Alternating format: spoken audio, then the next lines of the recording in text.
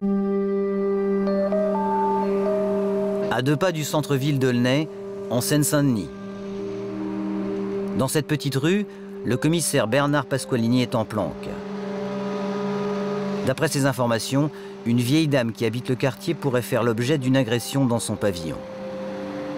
On ne sait pas ce qui va se passer. Le problème, c'est que nous, on aurait voulu évacuer la personne âgée, là, donc,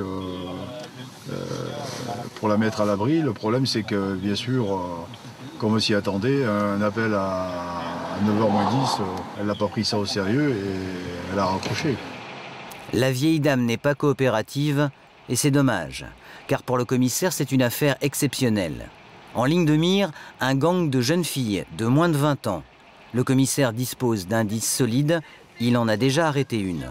C'est elle qui vient d'avouer que sa complice s'apprête à agresser la vieille dame d'Aulnay. Pour preuve, le SMS qu'elle a reçu. Achète du scotch, trouve des bonnets et des gants. Donc là, on va attendre un petit peu, voir si effectivement la personne va se présenter, mais on en doute un petit peu, on en doute. Au bout de 3 heures de surveillance, rien de suspect, le commissaire lève le dispositif. Ouais, Cédric de TI. Vous levez, puis vous allez au commissariat procéder au transfert de la fille. Ouais, ok, c'est bien reçu. Le lendemain matin, au commissariat d'Aubervilliers, les policiers auditionnent la mineure délinquante. Avec sa complice, qui n'a pas été arrêtée, elle voulait détrousser la vieille dame. Elle a 17 ans, c'est une récidiviste, repérée par les services de police depuis l'âge de 10 ans. J'ai vu que tu es connu pour vol de voiture, des trucs comme ça, quoi. Ça, c'était quand j'étais partie de chez moi. J'ai vu que tu étais connu aussi pour vol à l'étalage, vol avec violence. Quand j'étais partie de chez moi, j'avais pas d'affaires, j'avais rien du tout. Non? Tu m'as pas dit que tu avais arraché un sac? Mais ça fait longtemps. C'est-à-dire quand? Ça remonte à 2-3 mois. L'enquêteur revient sur la première séquestration commise avec sa complice. Elle t'a dit ce que vous alliez faire ou pas? Non.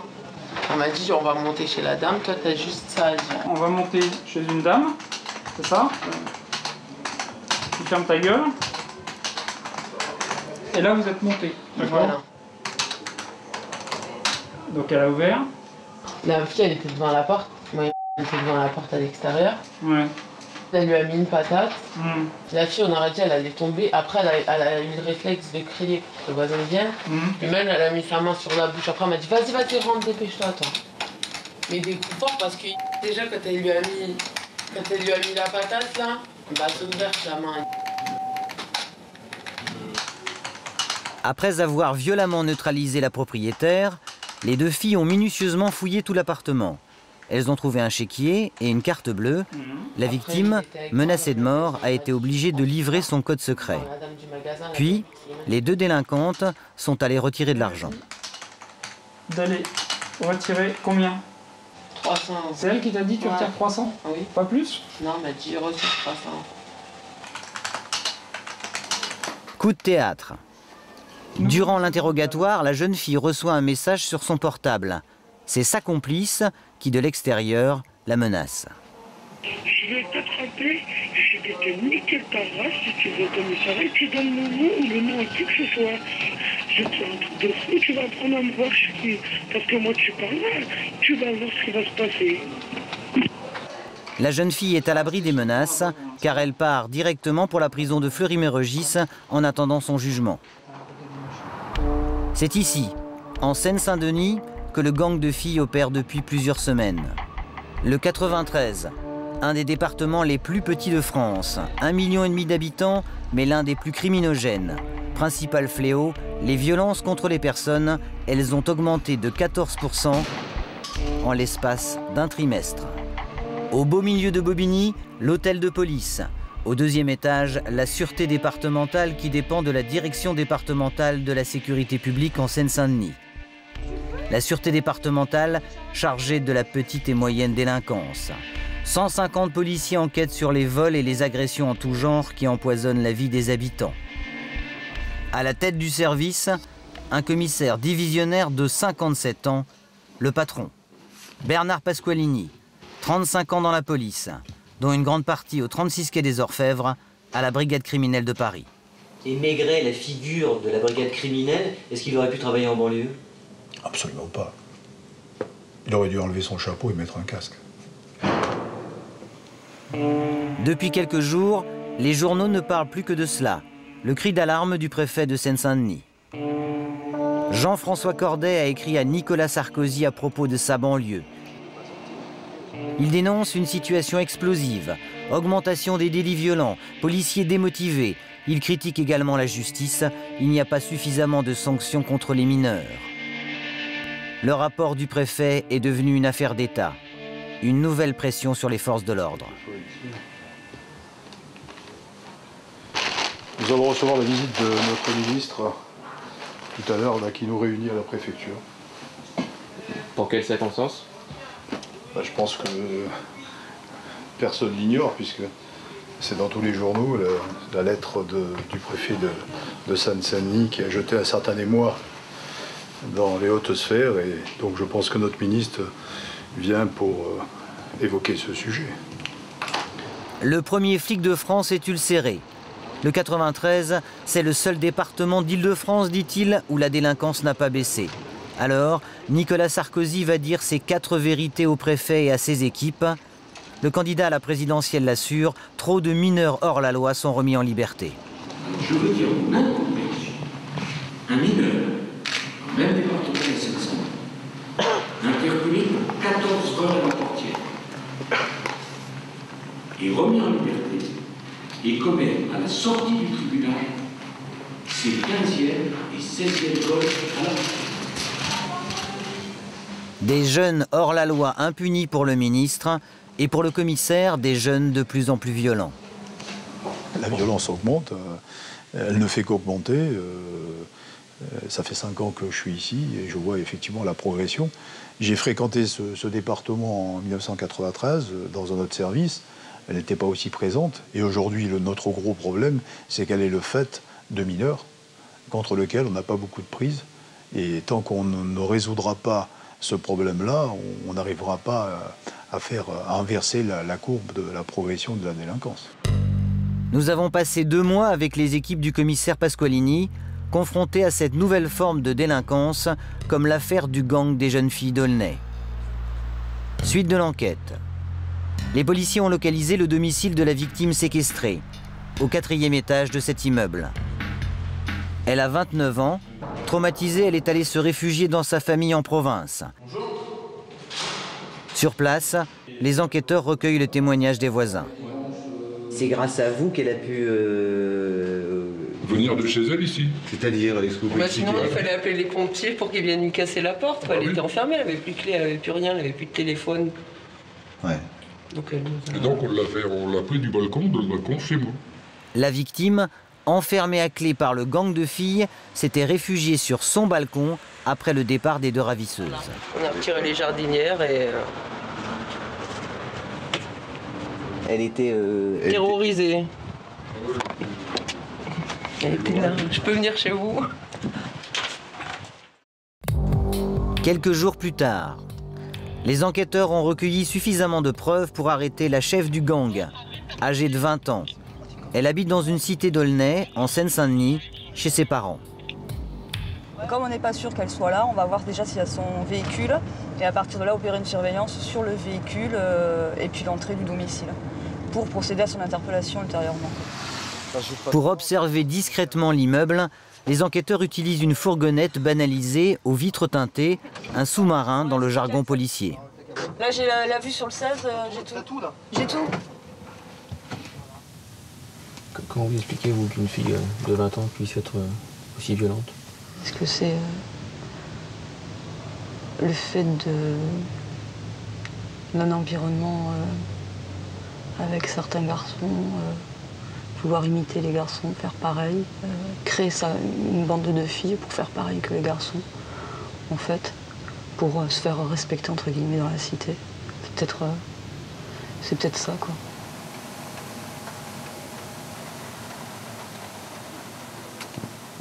Bon, à tous, de Sandrine à tous, la Clio vient d'arriver, la Clio arrive. Pour l'instant, je vois qu'il y a un individu au volant, mais j'arrive pas à vous dire si c'est un mec, une fille, Le véhicule reste en bas.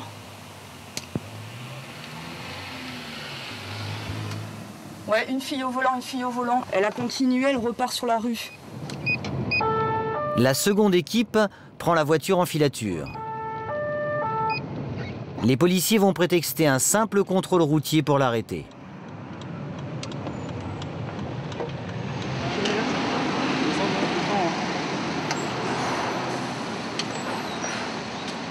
Mettez les mains sur le truc, là.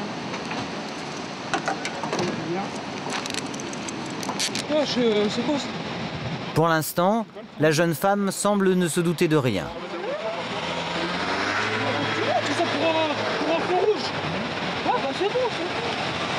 Là, on va partir en perquisition à son domicile et puis on va aller voir ce qu'il y a chez elle. En fait. On va appeler des renforts pour éviter, comme c'est une cité à risque. Bonjour, donc on va au 16, c'est vous qui êtes avec nous? Ok, on fait le tour. Et effectivement, les renforts ne vont pas venir pour rien. L'arrivée est difficile dans la cité. La famille de la jeune femme tente de faire barrage aux policiers. La mère est sous le choc. Elle ne comprend pas pourquoi sa fille est menottée. C'est quoi? Elle a fait un crime, ma fille? Oh! Qu'est-ce qu'elle a fait, le gros de Perquisition dans l'appartement. Les enquêteurs sont à la recherche d'échiquiers volés. Dans la chambre de la jeune femme, les policiers saisissent plusieurs téléphones. Le ton monte. C'est la première fois de ma vie, je fais 28 ans en France qu'il m'arrive ça. On ne vient pas par hasard, d'accord? Oui, mais je suis dit, c'est la première fois. On n'a pas été chez le voisin. Mais monsieur, monsieur, vous, est-ce que vous n'avez rien fait, c'est votre fille. Oui. Alors on vient. Et c'est tout. Alors, je suis d'accord avec vous. S'il a fait quelque chose, elle paie. Moi, je suis pas contre, monsieur. Mais on va. Tu t'arrêtes des tests et je rentre chez les gens, je vais taper quelqu'un. Mais ils sont malades ou quoi? J'ai rien fait. Il vient me fustiger ma pierre, là. Mais elle a dit, si elle dit non, madame, regarde. Ah ouais, elle sort pas le soir, c'est tout le soir, elle sort pas, jamais. On a des preuves comme quoi votre fille était sur les lieux. On n'est pas venu la chercher comme ça. Je vous comprends, madame, je vous comprends. Je peux pas vous en dire plus, c'est le secret d'instruction. C'est pas possible, ça, je comprends rien du tout. Madame, monsieur, s'il vous plaît, monsieur. C'est bon. Attends, c'est bon, vous êtes chez moi quand même, arrêtez là. Vous cherchez, vous faites qu'est-ce que vous voulez, il n'y a rien, elle fait pas qu'est-ce que vous avez dit. Un jour ou l'autre, elle va être libre, elle a rien. Je sais, ma fille, elle fait pas ça. Je sais. Je suis sûr de moi. Il y a une erreur. Il y a une erreur. Mais c'est qui? C'est pas toute seule. Regarde, il y a des gens avec toi. Et on va la pincer, la mère, on va la foutre là-bas, là. Ouais, pincer la mère. Pas mère, pas mère, c'est mieux. Ça commence à me gaver, là. Pincer la mère. Je vais pincer ta gueule, tu vas voir pincer la mère. Tu comprends? Pincer ta mère. Ouais, pincer ta mère. Ah, je suis grand, un jour je vais te retrouver dans la rue, t'inquiète. La mère s'énerve de plus en plus. Elle brutalise l'une de ses filles et finit par frapper sur la table de la salle à manger. Donne-moi un téléphone. Elle est relou celle-là. Et toi tu t'assures, tu fermes ta gueule, tiens. Allez, c'est parti. Ça va? Viens.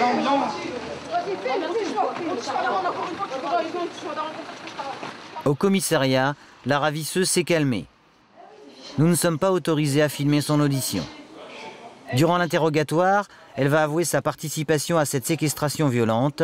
Elle sera aussi incarcérée, en attendant son jugement en correctionnel. Avec sa complice, elle encourt une peine de 5 ans de prison et 75 000 € d'amende. Elle reconnaît sa participation au fait, mais par contre, elle minimise son rôle et elle dit bien qu'elle ne sait pas pourquoi elle a fait ça, qu'elle avait bu, qu'elle avait consommé la résine de en plus, donc elle a tout oublié, en gros. Est-ce qu'à votre avis, elle a conscience de la gravité de son geste? Un peu plus maintenant, vu qu'on parle de détention, oui, un peu plus. Sans pour autant, par rapport à la victime, le fait que la victime, je lui ai bien dit que la victime était quand même choquée et tout ça, mais elle ne se remettait pas en cause par rapport à ce qu'elle avait fait. C'est par rapport à ce qu'elle encourt, mais pas par rapport à ce qu'elle a fait. On n'a pas vraiment l'habitude que des jeunes filles soient aussi violentes, donc surprise, oui quand même, mais je dirais que la délinquance évolue par rapport à la jeunesse, et puis maintenant elle se féminise, quoi. Il y a la violence pour voler, mais aussi la violence gratuite des jeunes, sans mobile apparent. Elle se déclenche parfois pour presque rien, même dans des lieux autrefois préservés, comme à l'école. Drancy, 15 h, lycée Eugène Delacroix. L'établissement habituellement calme est en émoi. Un garçon de 17 ans vient de recevoir des coups de couteau. Le commissaire Bernard Pasqualini interroge l'infirmière du lycée. Je ne sais pas qui est le proviseur. Quand j'étais dans l'infirmerie à 13h30, à la loge, on m'a appelé en me disant « Isabelle, vite, un élève a reçu un coup de couteau ». Moi, je suis venue le récupérer et j'ai constaté qu'il avait été poignardé ici et il y a eu plein de sang. À mon avis, c'est un couteau quand même genre Opinel, court mais bien puissant, hein, bien, il y a 4-5 cm et très profond. La victime a été retrouvée dans les toilettes du lycée. Ça s'est passé où, monsieur Pasqualini? On ne sait pas exactement où ça s'est passé, on cherche. Mais à quelle heure ça s'est passé? Lorsque le blessé nettoyait sa plaie devant le lavabo, un autre élève a été aperçu avec lui. Les policiers viennent de l'arrêter discrètement dans la cour du lycée. On a quelqu'un chez nous là? La garde à vue, c'est nous. 14 h. Par contre... On a l'identité du gars interpellé là? Oui, on attend. Les policiers soupçonnent immédiatement le camarade de la victime. Il a 17 ans, il est en terminale comptabilité. Aux yeux des enquêteurs, ce lycéen est suspect car il a eu un comportement étonnant. Je suis parti au toilette, c'est là que je l'ai vu. Et t'as vu faire quoi Il se nettoyait le côté. Il se nettoyait le côté. T'as prévenu personne? Je suis parti dans la récré, moi, je me suis assis. T'es sympa quand même, t'es sympa pour un pote. Tu vois ton copain qui est blessé ou quoi que ce soit, tu te casses. Tu trouves ça logique? Il dit c'est rien, il se nettoie. Pendant ce temps, une seconde équipe enquête à l'hôpital où la victime a été transportée. La blessure dans le bas-ventre est superficielle. Les médecins autorisent les policiers à auditionner le lycéen. Ça va? C'est la police. 1 heure plus tard à Bobigny, cette fois-ci c'est le grand patron en personne qui va mener l'interrogatoire. Oh, regarde-moi, t'as pas de peau, le gars il est pas mort. Donc il a pu parler, on vient de l'entendre. Il vient de nous dire là, ce qui s'est passé. Alors on va pas aller arrêter toute l'école. Tu vas nous dire exactement, j'ai perdu trop de temps avec toi. C'est toi. Il dit que c'est toi qui l'as planté avec un couteau de chasse. Il donne toute la description. Alors maintenant tu vas nous dire, on va pas passer la nuit. C'est pas moi qui l'a planté. C'est qui alors qui l'a planté? Je sais pas. Et pourquoi il dit que c'est toi alors? Je sais pas. Tu vas pas rester 48 heures en disant c'est pas moi, lui il le dit. On fait quoi alors? Tu nous fais perdre du temps là. Moi aussi je perds mon temps. Alors tu perds ton temps, d'accord, mais c'est pas moi qui t'ai amené. Alors c'est qui? Je sais pas. Comme par hasard tu es dans les douches, enfin dans les toilettes au même moment que lui. À ce moment-là il se plaint, il a une douleur. Tu passais par là par hasard? Je suis parti aux toilettes.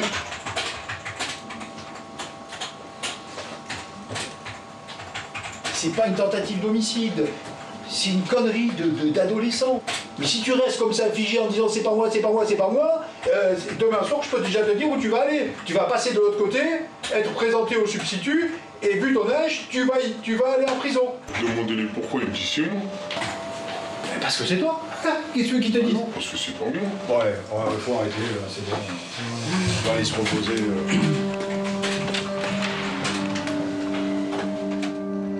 Le lendemain matin, le lycéen a été transféré pendant la nuit à Aulnay dans un pavillon qui abrite maintenant la police. Ouais, fuck, ouais. 93 dans le Nessou. Ouais, Marius.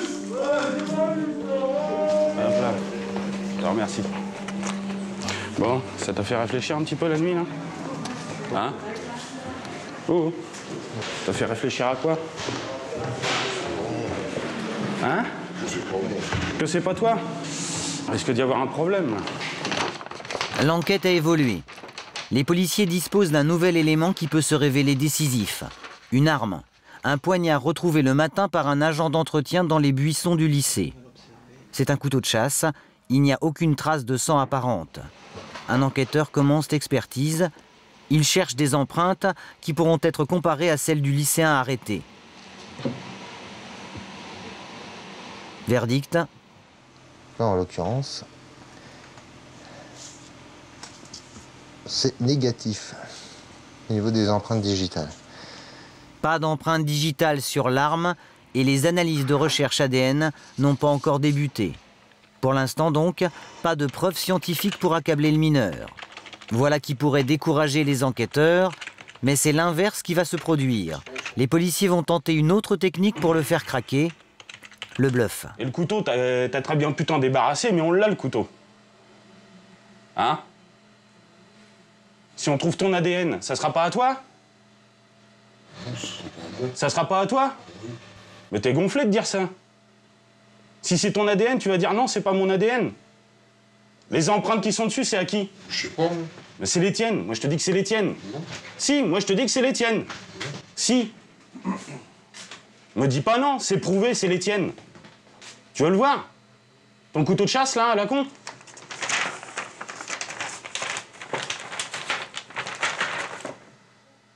Ça dit toujours rien, ça? Ça me dit rien, c'est pas à moi.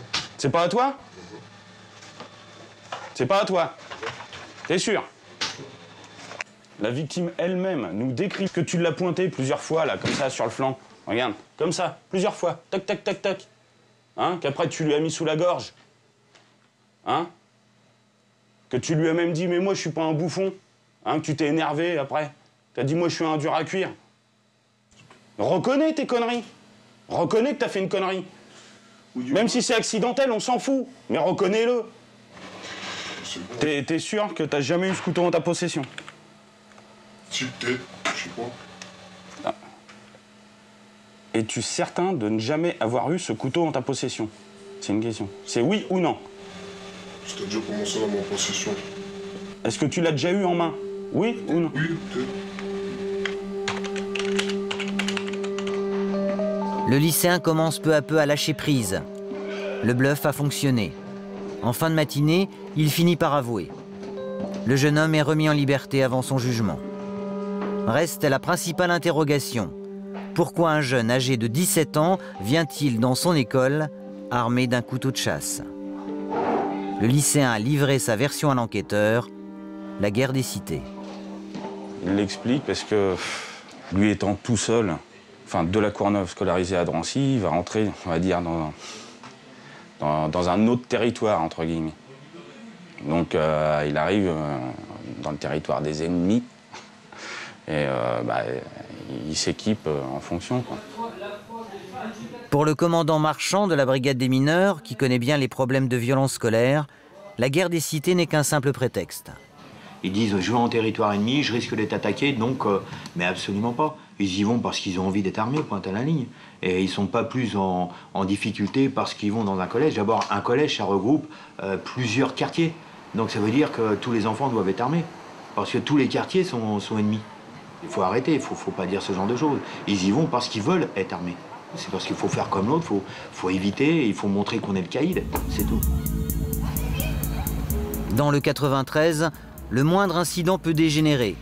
Alors la police essaie d'intervenir systématiquement.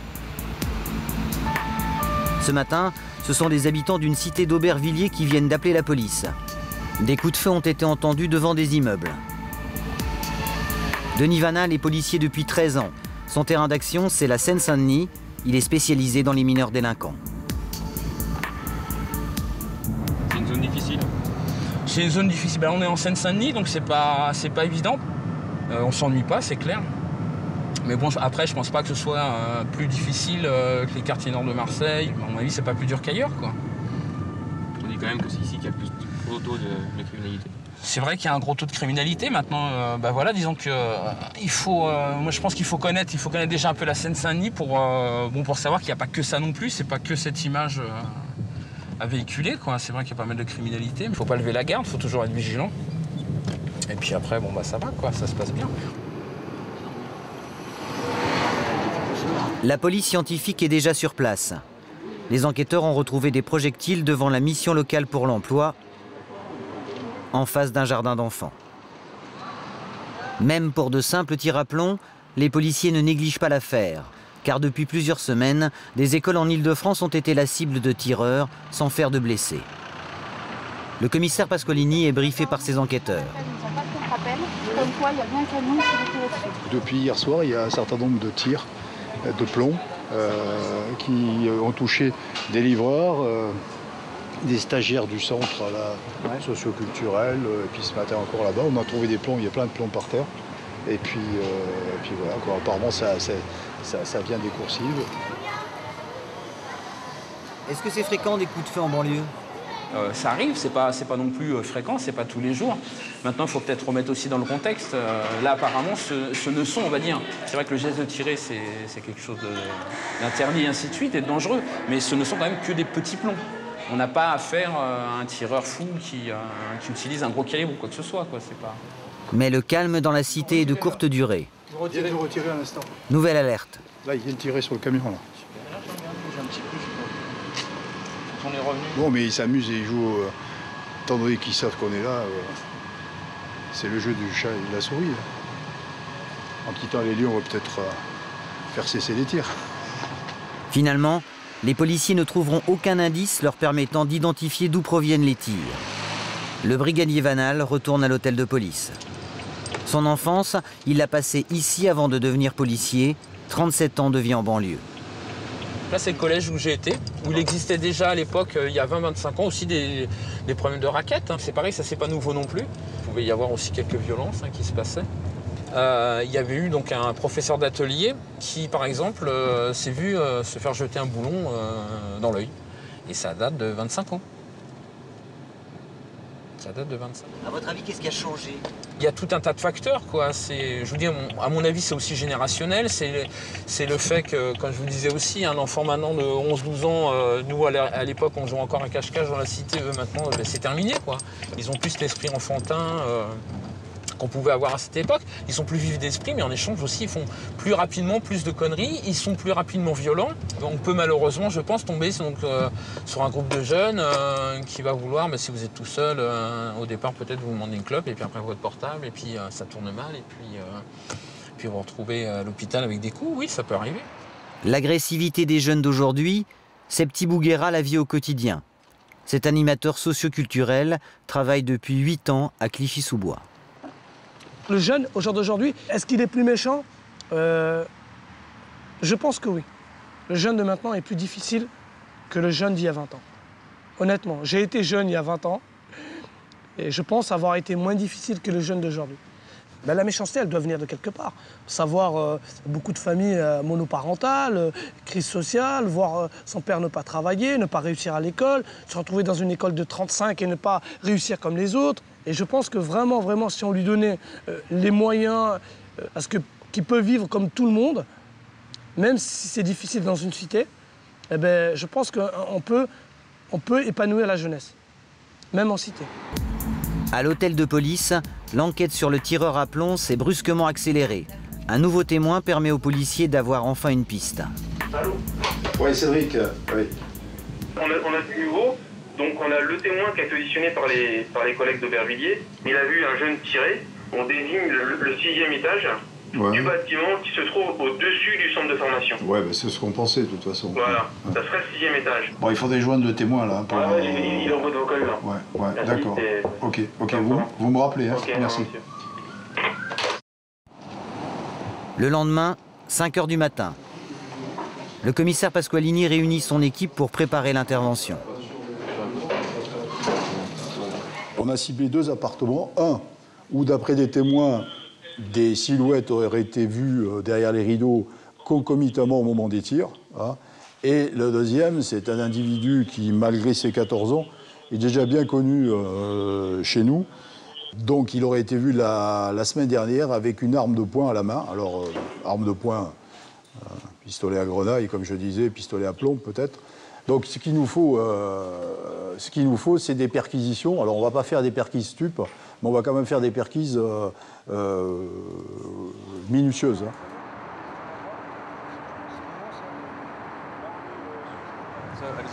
Bon, allez, nous on y va.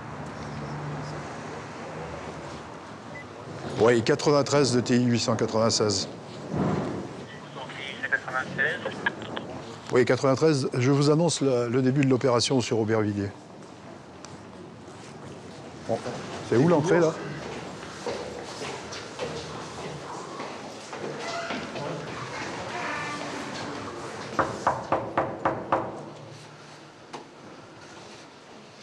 Ah, ça bouge. Bonjour, c'est la police. Ben, on va vous expliquer, madame. Ouvrez la porte. Bonjour, madame. Vous êtes madame... Vous faites peur quand Non, je ne fais pas peur. Vos fils sont là? Mes fils? Oui. J'en ai un qui dort, qui a 14 ans. D'accord, il est où? Ouais, je vais aller le chercher. Il est où? En bas? Il est petit quand même. Il est où? En bas? Mais il est dans ma chambre. Et c'est où votre chambre? Vite, vite, sinon on va rentrer partout.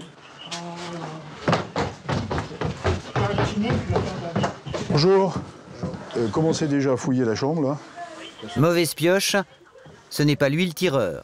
Putain, quel bordel. Attends, vas-y, il va à l'école, mon fils, il n'était pas de la journée. Chez des profs, je crois que vous l'en avez ou quoi? C'est pas normal. Le garçon de 14 ans absent de la cité au moment des tirs serait donc innocent. En fait, c'est un renseignement anonyme qui remet le commissaire Pasqualini sur la bonne piste. Le vrai coupable habite à un autre étage. Ah, ça y est, vous êtes là, c'est bon. C'est un garçon de 17 ans. Ce que tu as pu faire comme connerie. Et vite, hein, t'as 2 minutes pour sortir l'arme. Hein. Il est où? Elle est où? On va donner les coordonnées. L'adolescent passe rapidement aux aveux. Bon, ils viennent de nous dire où se trouve l'arme, dans un plafond au 4e étage. C'est sur le palier que les policiers découvrent la cache. Allez, mène-toi.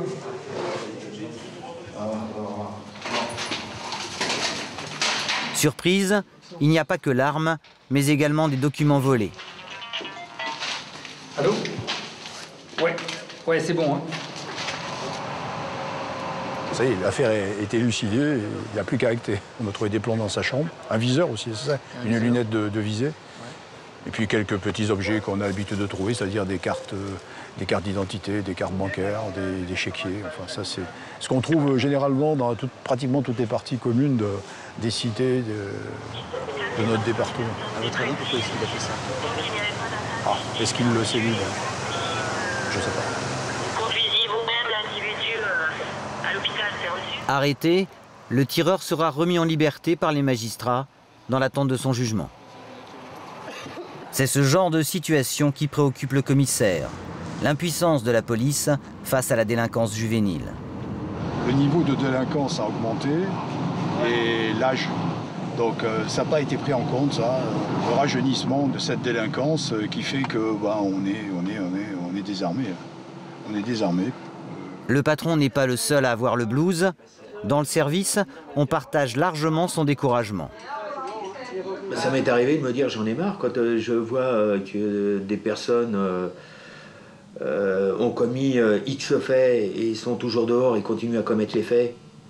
Je me dis que j'ai travaillé pour rien et j'en ai marre. Moi je veux travailler, c'est pour quelque chose. Je veux travailler, c'est pour qu'une victime soit reconnue et qu'un auteur soit reconnu. Je veux pas travailler pour qu'un auteur recommette les choses. Denis Vanal, lui, a pris une décision radicale. Le brigadier jette l'uniforme sans regret. Il se lance dans la sécurité privée, ailleurs, loin de la Seine-Saint-Denis, au Canada. Le métier de policier à l'heure actuelle n'est pas respecté, je pense, à sa juste mesure par rapport à la population en général. Et justement, j'ai retrouvé ce respect de la fonction de policier, de la fonction de représentant de la loi. J'ai retrouvé ce respect là-bas. Est-ce que vous en avez marre? Un peu quand même, ouais. Au bout de 13 ans de police, un peu, ouais. Un peu fatigué quand même, ouais. Un peu justement fatigué de tous ces petits points, de cet irrespect, de cette violence qui augmente, même si on essaie de trouver des solutions. Bon, il y a quand même encore beaucoup de travail à faire. Alors, bon, on apporte chacun notre petite pierre à l'édifice, mais l'édifice est très long à monter, quoi. Et j'ai l'impression qu'on n'en voit pas le bout. Ce climat de violence n'est pas seulement insupportable pour les forces de l'ordre. Dans les cités, certains jeunes accusent aussi les policiers de se montrer trop agressifs lors des contrôles d'identité. Des fois, ils rôdent pour rien et ils font des contrôles d'identité. Il suffit que tu n'as pas ta carte d'identité, t'embarques avec toi. Voilà, là, justement, quand on marche dans la rue, ils nous dévisagent, ça va vite. Quand on marche dans la rue, ils nous dévisagent, ils nous regardent comme ça. Et si on les regarde, tête à queue, ils s'arrêtent, contrôle. On n'a pas le droit de marcher tranquille. On a notre place, c'est notre territoire, ils ont leur territoire et ils n'ont pas leur pied à mettre dans nos cités. C'est tout à fait normal parce que à chaque fois qu'ils viennent dans nos cités, c'est pour foutre la merde, donc c'est normal. Il faut vivre le quotidien d'un jeune. Un jeune, comment il vit? Il a envie de vivre normalement. Mais un jeune qui se fait constamment contrôler par la police, à un moment, il en a marre. À un moment, il en a marre. C'est comme un policier qui fait son travail et qui vit sa vie de policier, qui est son métier, et que tous les jours, il se fait insulter. Lui aussi, il en a marre, dans les deux sens. Au sein de la police, je pense qu'il y a un problème de formation. On envoie des jeunes de 20 ans dans des quartiers difficiles. Ils ne savent même pas à quoi ils vont faire face. Des jeunes qui viennent du fin fond de la France. On ne peut pas prendre un jeune qui vient de je ne sais pas d'où et le mettre directement. Le pauvre, moi je le plains. Honnêtement, je le plains. Ça doit être difficile pour lui. Psychologiquement, ça doit être très très difficile. Une analyse partagée également par les policiers. Il faut savoir que personne ne se précipite pour venir dans le 93 au niveau du personnel. Donc vous formez sans arrêt des gens qui s'en vont. Et donc vous vous retrouvez avec des effectifs très très jeunes. Des policiers très jeunes, alors que les forces de l'ordre sont confrontées à une nouvelle délinquance, des bandes organisées adeptes de l'ultraviolence.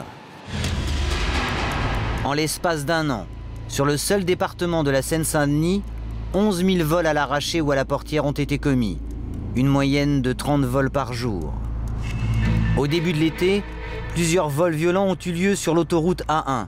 Cette autoroute relie l'aéroport de Roissy à Paris. En général, les agressions se déroulent pendant les embouteillages aux heures de pointe dans ce tunnel à l'approche de la capitale. Des jeunes, sur des scooters, ouvrent les portières des voitures à l'arrêt avec un caillou pour voler des sacs. Les victimes sont des membres du corps diplomatique, des touristes, mais également des Parisiens. Une méthode très bien rodée. Donc il y a une voiture qui est arrêtée au feu rouge. Ils arrivent par derrière en courant, ce qui fait que les gens stationnés n'ont pas trop le temps de le voir. On ouvre la portière, là, commettent leur vol et ils s'en vont en courant. Ce vol a pris 5 secondes. Celui-ci, tourné dans le sud de la France, va durer beaucoup plus longtemps.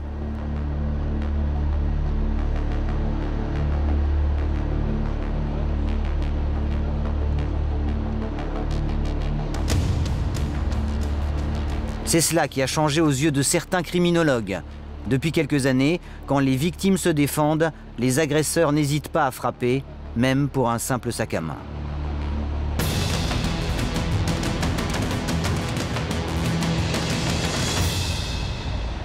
Palais de justice de Bobigny. Une nouvelle victime des vols à la portière se présente devant les juges. C'est la députée communiste des Hauts-de-Seine, Jacqueline Fraisse. C'est cette même femme politique qui, en 2002, avait fait face au tueur qui avait massacré 8 personnes en plein conseil municipal de Nanterre.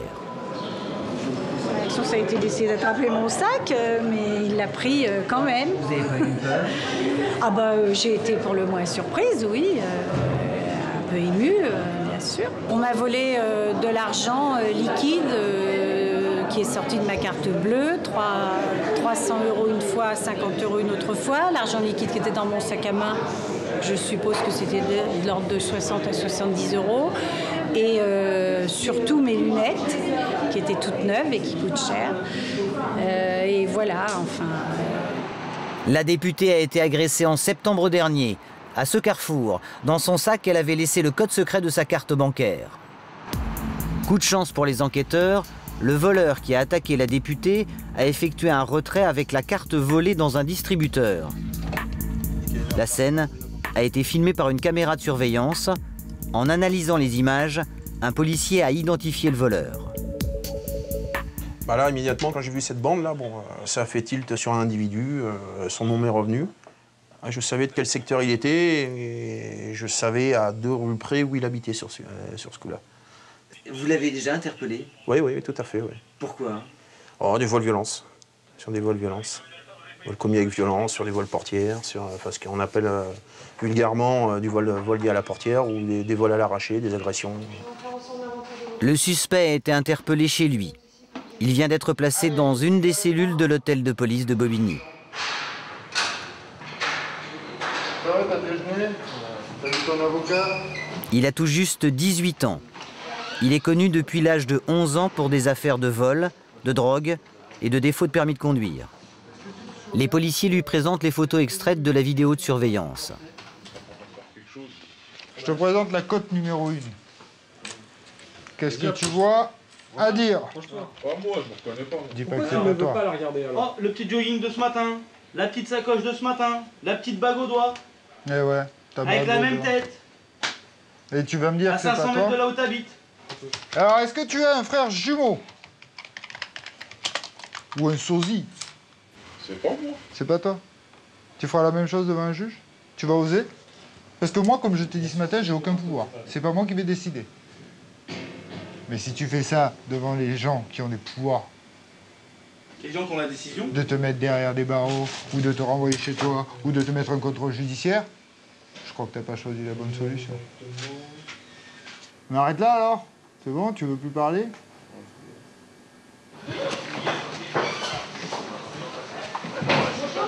Mais finalement, devant l'évidence des photos, le suspect finira par avouer. La justice le condamnera à 4 mois de prison ferme. «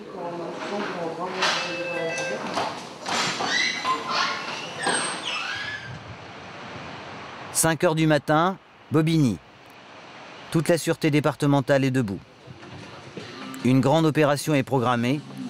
Le commissaire Pasqualini a décidé de frapper fort contre les voleurs à la portière. Oh, le matériel. Même les vêtements, ils se mettent contre nous. L'opération coup de poing est menée par les 22 enquêteurs d'une nouvelle unité, la Brave, la brigade de répression des actions violentes, créée en avril dernier pour stopper les attaques commando contre les automobilistes. À nos clients habitués à les violences urbaines, comme c'est bien. Ce matin, ils doivent interpeller une équipe de 15 voleurs qui ont dépouillé 5 automobilistes en l'espace d'une demi-heure, un record. C'est notamment une équipe qui sévit sur Saint-Ouen, sur Paris, sur les portes de Paris et sur Clichy dans le 92. Ils ont été interpellés à plusieurs reprises. C'est des gars qui ont... Bon, il y a quelques mineurs, mais il y en a certains qui ont 25 ans. Donc, précaution d'usage. Les portes, dans un premier temps, on tape. Mais si ça ouvre pas, très rapidement, on enfonce. Simultanément, une quinzaine d'appartements vont donc être perquisitionnés.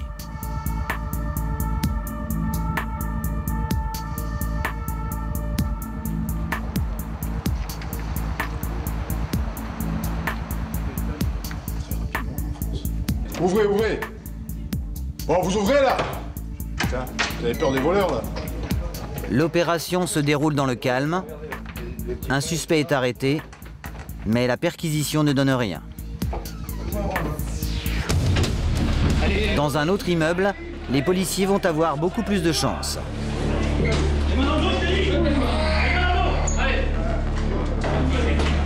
Les présumés voleurs sont bien là, et les preuves également. Sur le palier, les policiers dénichent enfin ce qu'ils étaient venus chercher, les cartes bleues dérobées aux victimes dans leur voiture. C'est celle-là que ouais, c'est ça. Les enquêteurs pensent avoir bouclé l'ensemble de l'opération. Lorsque dans la rue, surprise, le commissaire tombe nez à nez sur un membre présumé du gang qui ne faisait pas partie des objectifs programmés ce matin. C'est un jeune qu'on n'avait pas identifié et qui apparemment côtoie l'équipe et qu'on a vu lors de nos surveillances, voilà, qu'on n'avait pas identifié mais qui doit savoir certaines choses sur l'équipe principale, quoi, donc. Ouais, ah ouais, c'est sûr que c'est toi. On a les photos, mon gars. Ouais, allez. Voilà, allez. Madame, on va vous laisser nos coordonnées, là. Quel âge tu as, là? 15 ans. 15 ans. T'étais à l'école ou pas? C'est tout, dis la vérité. Mais au lieu d'être impressionné, le très jeune adolescent se montre insolent.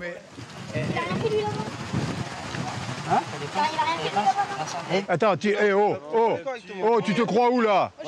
Tu te crois où là? Je me crois ici, dans ma cité. Dans ta cité, ben tu vas voir. Là, tu vas sortir de ta cité là. On va voir. Ouais, on va voir. Non, mais qu'est-ce que ça... Vous avez vu, madame, c'est votre fils? C'est normal, vous avez vu ce que vous faites. Vous venez Quoi? pour rien là. On verra alors. Comment pour rien? On verra. Je vais te montrer. Enlève ta casquette là déjà là. On verra. Bah, laissez la casquette, madame. Voilà. Tu te crois où là? Dans ma cité. Dans ta cité. Mais là, pour l'instant, tu vas venir chez nous, à la sûreté départementale, à la garde à vue, dans ta cité. Ah, tu promets, toi, à 15 ans? Ouais. Ah, tu promets? Un gamin de 15 ans, il s'adresse à moi comme ça? Allez, en garde à vue, là, hop, dans la voiture. Ouais, vous avez noté comment il s'adressait à nous à 15 ans, quoi, ça promet. Bon, c'est bon. C'était le Benjamin du réseau de voleurs. Lors de son interrogatoire, il reconnaîtra avoir aspergé du gaz lacrymogène sur une victime. L'adolescent sera placé dans un foyer pour enfants. Souvent, j'ai ressenti dans les yeux, dans le regard, dans l'attitude de jeunes, souvent nos clients ont moins de 20 ans, de la haine. De la haine. Aujourd'hui, c'est cette même haine qui pousse certains jeunes à organiser des guet-apens contre les forces de l'ordre. Commissariat d'Aulnay-sous-Bois, 10 h du matin. Une femme blessée au visage va être auditionnée par la police. Traumatisée, elle ne souhaite pas être filmée.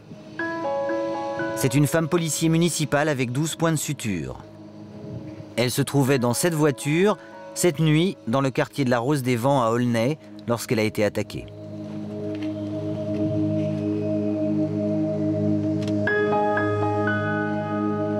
Tout s'est déroulé dans ce quartier, sur cette rue à sens unique. Les policiers font les premières constatations. Ils tentent de reconstituer ce qui s'est passé. Ce qu'ils expliquaient, c'est qu'ils ne voyaient rien. Le dernier véhicule ne voyait pas ce qui se passait devant. Non, à mon avis, ils l'ont fait venir de devant.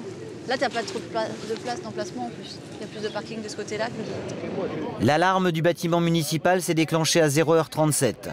Quelqu'un a cassé le carreau pour attirer la police. Et l'éclairage public a été coupé. Mais les policiers ne le savent pas lorsque leurs 3 voitures pénètrent dans la cité. L'arrivée des forces de l'ordre a pu être enregistrée par les caméras de surveillance, mais aucune caméra ne couvre la rue où a eu lieu l'attaque. Ça s'est passé a priori vers 1 h du matin. Ils sont partis du bout de la rue, ils se sont donné rendez-vous avec la police municipale, 2 véhicules de la police municipale et 1 de la police nationale. Ils sont rentrés dans la rue qui est en sens unique. Et là, après le virage, le premier véhicule qui était le véhicule de la police municipale a été bloqué par une voiture qui était mise en travers. Et derrière, une barrière a été mise pour les bloquer. Il y avait des flammes, ils ne voyaient pas très bien. Les enquêteurs recherchent des indices. Il y a des bouts de verre par terre. Premier constat, la voiture de police immobilisée a été attaquée des 2 côtés de la chaussée.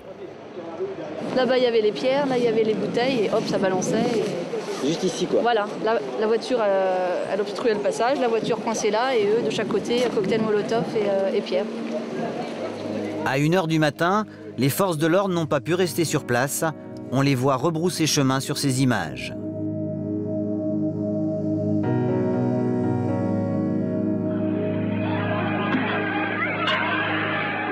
Aujourd'hui, des jeunes n'hésitent pas à filmer les attaques contre la police et à diffuser leurs images sur Internet.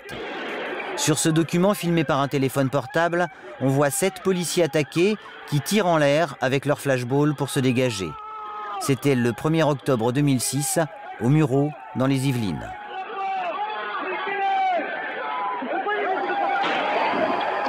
Quel qualificatif il faudrait employer à l'égard de ces jeunes qui ont... Sauvage. Ça va peut-être faire réagir certains, mais pour moi, on est dans leur territoire et on les gêne.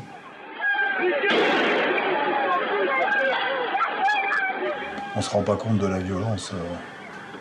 Il faut les voir, ces images. Elles devraient être diffusées partout. Est-ce que le citoyen lambda ne doit pas savoir aussi de quoi ils sont capables aussi?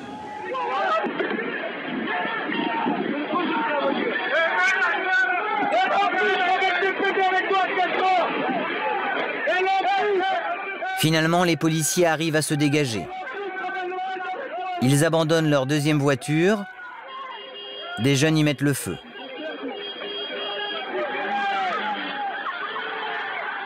Cette attaque n'est pas isolée. 15 jours plus tard, même scénario. Un policier sera blessé à Épinay-sur-Seine, dans le 93. Dans le parking de l'hôtel de police, la voiture témoigne de la violence de l'agression. Cette fois-ci, c'était un guet-apens, une attaque réfléchie. Un jeune, arrêté, a voulu se venger d'une interpellation mouvementée.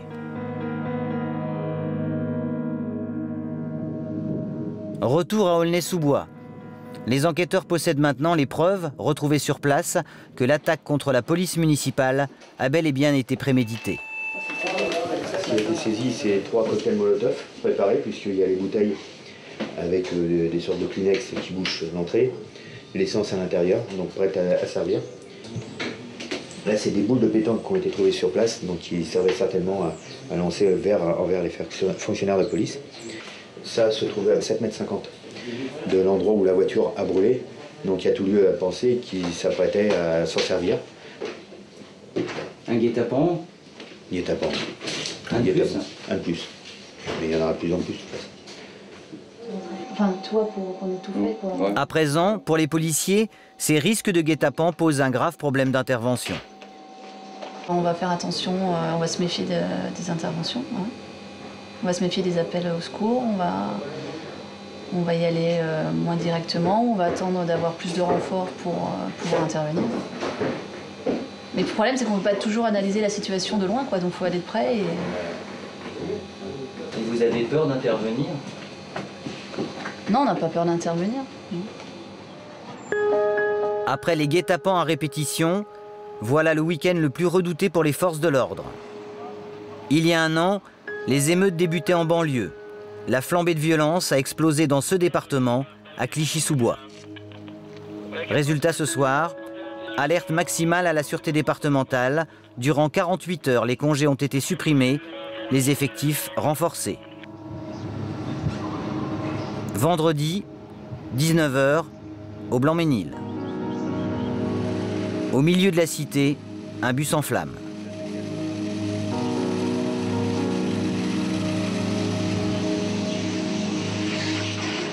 Ils sont rentrés dans le bus, ils ont caillassé le chauffeur, ils ont attaqué aussi une auto-école derrière, qu'ils ont débrouillé un peu plus loin. Après, ils ont fait descendre les gens, ils ont versé de l'essence dans le bus et ils ont mis le feu. C'est désormais la nouvelle mode criminelle, les transports en commun pris pour cible. Une violence dénoncée par tous ceux qui vivent en banlieue. Un jeune m'a dit, je trouve ça dégueulasse de brûler des bus. Pourquoi? Parce qu'il y a nos parents qui vont faire des courses. Il y a des gens qui n'ont pas de voiture. Ben, même les jeunes, ils savent que ça, c'est pas bien, de brûler des bus. Maintenant, je vous dis, il y a une minorité de merde, ça existe, hein. Il y a une minorité de jeunes. C'est comme partout, je vous dis. C'est comme partout, il y a toujours une minorité qui fout la merde. Il y a toujours une minorité. Mais je vous dis, faut pas tout mettre le monde dans le même sac. Et le Français de souche, il va penser cette chose-là. Parce qu'il a vu un arabe et un noir, et il va penser, il va généraliser. Là où j'habite, il y a des personnes âgées d'origine française, il y a des gens d'origine maghrébine, il y a des gens d'origine africaine. Et on s'entend très bien. Et il y a la solidarité entre nous. Et on y vit très bien. Maintenant, je vous dis, il y a des choses à changer. Le rapport d'enquête sur les bus incendiés a été transmis au patron. Un de plus. On ne connaît toujours pas les auteurs, ils ne seront peut-être jamais identifiés. Ça vous arrive d'avoir le blues? Ça vous arrive de dire j'y arriverai pas? Non. Non, c'est peut-être présomptueux, mais non, il faut y arriver, Puis il faut donner l'exemple. C'est ça, il faut être à la tête de ses troupes. Et voilà. Vous allez y arriver? Ah oui, il ne me reste plus beaucoup de temps, donc je pense que moi, j'y arriverai pas, non. Je fais confiance à mes jeunes collègues. Mais ça sera dur, ça sera très dur. Ça sera très dur. Ouais, ça sera très dur. Dans un an, le commissaire Bernard Pasqualini devrait prendre sa retraite. Il souhaite s'investir dans le milieu sportif et encadrer des jeunes.